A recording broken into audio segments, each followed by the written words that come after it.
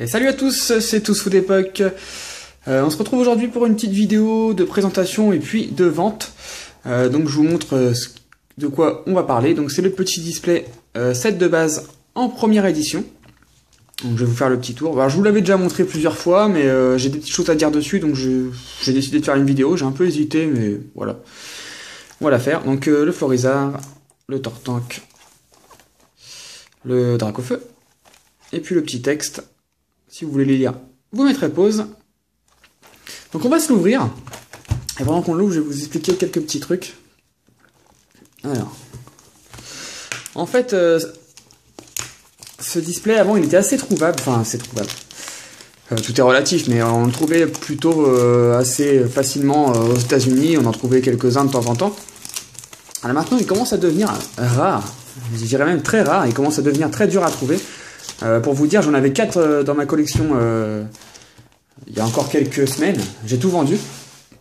En vendant les boosters à l'unité, hein, j'ai tout vendu. Et ça fait au moins 3-4 mois que je cherche à en récupérer un. Donc là, j'en ai récupéré un, donc je suis plutôt content. Donc on va se faire ça. Hop. Voilà. Dedans, il y a 36 boosters. Je vais essayer de dézoomer un peu, peut-être. Voilà. Vous puissiez voir un peu mieux. Donc dedans il y a 36 boosters du set de base. Donc, je vais vous montrer les 3 illustrations. Donc on a Tortank, Dracofeu. J'ai l'impression que c'est la première fois que je découvre ces boosters tellement il y a longtemps que j'en ai eu.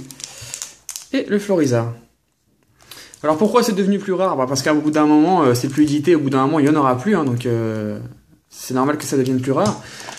Mais par contre, ça devient de plus en plus difficile de les acheter à cause d'une nouveauté qu'il y a aux États-Unis.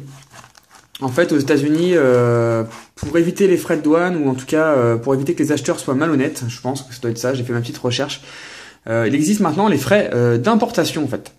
Et ces frais d'importation sont d'environ 1/3 du prix d'achat.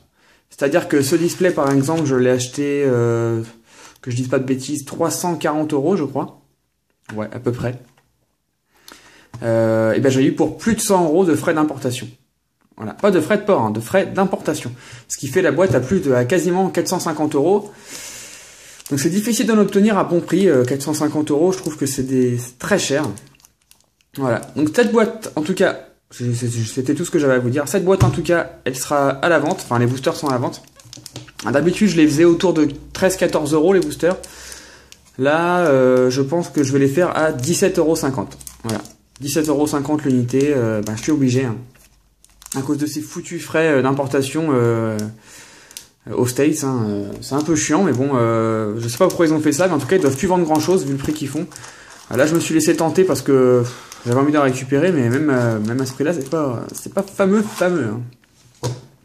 Donc voilà, donc en tout cas ils sont à 17,50 € l'unité. Après je pourrais faire un petit prix si vous en prenez plusieurs.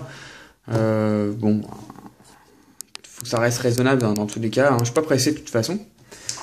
Donc voilà, j'en ouvre pas parce que j'ai la collection complète, donc j'ai pas trop d'intérêt d'en ouvrir.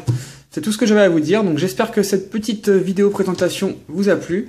Pour les ventes, ça se passe en message privé, je ne répondrai pas aux commentaires d'achat. Et puis voilà, on se retrouve très vite pour une prochaine vidéo. Salut à tous.